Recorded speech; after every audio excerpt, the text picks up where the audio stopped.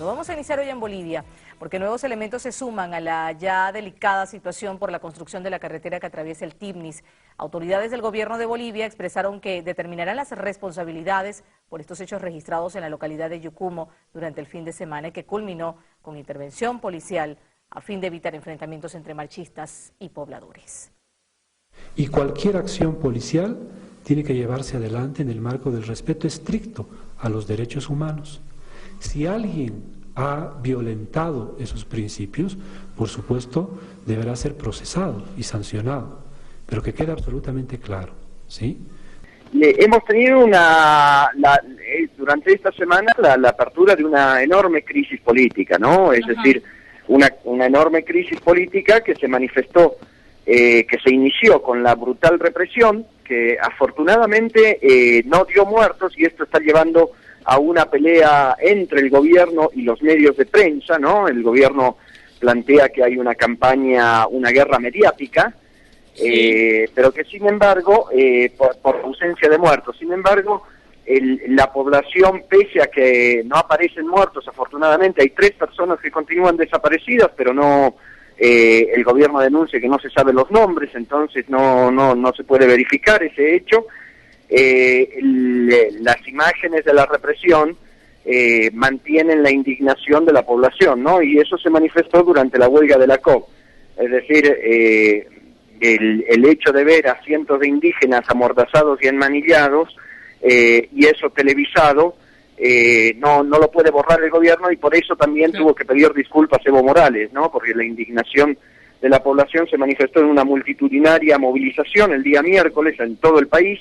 Acá en la ciudad de La Paz la marcha fue realmente grande, solo comparable con movilizaciones en la época de los levantamientos del 2005, 2003, ¿no? Entonces se ha abierto una situación inestable. Podemos decir que la desarticulación de la marcha y el posterior paro de la COP han dejado una situación indefinida, ¿no? Donde el gobierno, pese a que pide disculpas el día martes y el día miércoles después de la marcha de la COP, ni hablar, que me mandó una conferencia de prensa pidiendo disculpas, pese al el día de ayer, en la inauguración de un centro deportivo en Cochabamba, planteó Evo Morales nuevos ataques a la marcha indígena, al afirmar que, bueno, evidentemente, si la marcha indígena va a llegar el 12 o el 13 de octubre acá a la ciudad de La Paz, justo 1 o 2 días antes de las elecciones judiciales, evidentemente hay un plan, según el gobierno, conspirativo para convulsionar y hacer fracasar las primeras elecciones judiciales que va a tener el país en octubre.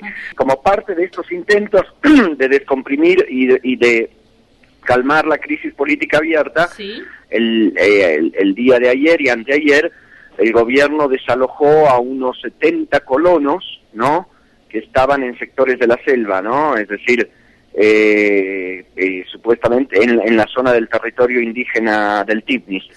El problema que hay es que los colonos que están ocupando la zona de Yucumo y que están tratando de penetrar cada vez más al territorio indígena, evidentemente que también es gente humilde, es gente que necesita un lugar para producir, un lugar para trabajar, necesitan tierra, y el problema de los asentamientos es gracias a que el gobierno en todo el oriente de Santa Cruz ha preservado el latifundio productivo.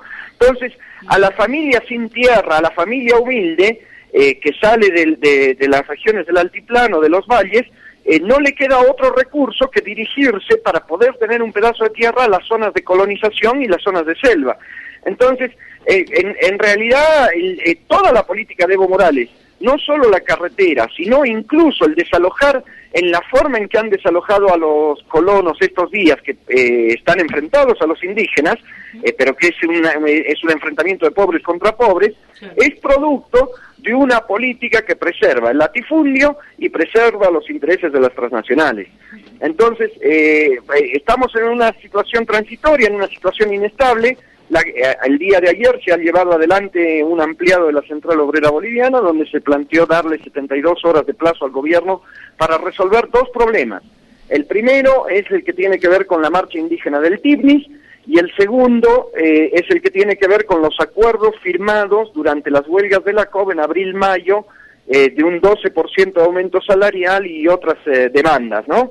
De no darse esto, la COB declararía la huelga general indefinida con bloqueo de caminos y el boicot a las elecciones judiciales de octubre. Hay que esperar hasta el lunes a ver si el gobierno va a hacer esfuerzos realmente serios para resolver la marcha indígena. El día de ayer han emitido un decreto aprobando el aumento salarial que se habían comprometido en mayo para evitar que la COB se sume al conflicto. Entonces, estas medidas como desalojar a los colonos, como declarar el aumento salarial que no lo venían haciendo, puede permitir una relativa descompresión de la situación. Sí. Sin embargo, la proximidad de las elecciones judiciales del 16 de octubre, el descontento enorme que hay con el gobierno de distintos sectores sociales, no solo obreros, sino sectores indígenas, sectores de clase media, sectores de las ciudades, dejan un interrogante abierto, si el gobierno va a poder descomprimir la situación durante la semana que viene. La COB ya dio ese ultimátum de 72 horas y ya anunciaron que no van a participar en las elecciones judiciales de octubre, como una especie de voto castigo al MAS. Por otro lado, el gobierno tiene una apuesta muy importante en las elecciones judiciales de octubre, es decir, las elecciones judiciales del 16 de octubre son parte del plan de construir un nuevo régimen, del diseño de una nueva institucionalidad, ¿no? Entonces, la situación queda indefinida hasta la siguiente semana. Entre los problemas que hay en este momento para resolver la crisis política, por un lado, la política gubernamental y la persistencia en tratar de hacer esa carretera que atraviese el corazón del TIPNIS, pero por otro lado está el inconveniente que al interior de la marcha indígena, y esto es necesario mencionarlo, la oposición burguesa, sectores de clase media, no precisamente indigenistas, sino ligados a los viejos gobiernos neoliberales, intentan aprovechar la coyuntura para asestarle un duro golpe al gobierno. Tienen a su favor en que la burocracia de la Confederación Nacional de Ayllus y Marcas del Collasuyo, la Confederación de Pueblos Indígenas del Norte de La Paz y del Oriente, tienen un discurso esencialmente pachamamista. Es decir, ¿qué significa esto? Un discurso que habla de los derechos de la madre tierra, que habla de la cosmovisión indígena, etcétera, etcétera. Es decir, que pone en primer plano un romanticismo indígena y devalúa la lucha contra las transnacionales, devalúa la lucha contra las madereras, y entonces este discurso político lo que hace es dividir la posibilidad de una gran movilización que sea genuinamente antiimperialista, que sea genuinamente popular, que sea genuinamente indígena y que por lo tanto ayude a ganar y a hacer prevalecer los derechos de los pueblos indígenas. Claro. Entonces, lo que vemos es que hay una situación muy contradictoria, porque el gobierno, por un lado, defiende los intereses de transnacionales, de madereras, de carreteras, etcétera, de carreteras al servicio de la integración regional neoliberal, pero por otro lado, en el movimiento indígena, la ausencia de un programa de acción claro que vaya no solo contra las transnacionales, sino contra las burguesías latifundistas del Oriente y madereras, sí, hace que muchos sectores populares urbanos no se jueguen. Entonces eso permite que el conflicto se prolongue en el tiempo, que la indefinición se prolongue en el tiempo y que, bueno, habrá que tener una política. Por lo menos nosotros desde la Liga Obrera Revolucionaria vemos que la única forma de destrabar es peleando claramente con un discurso antiimperialista, con una pelea contra las transnacionales, que es lo único que puede unir a los indígenas del Oriente que están marchando con los sectores obreros y populares descontentos de las ciudades. Si la marcha indígena no se suelda con las grandes concentraciones obreras y populares, indudablemente o puede ser manipulada por sectores de oposición burguesa de derecha o puede terminar en un fracaso por la ambigüedad de su discurso, ¿no?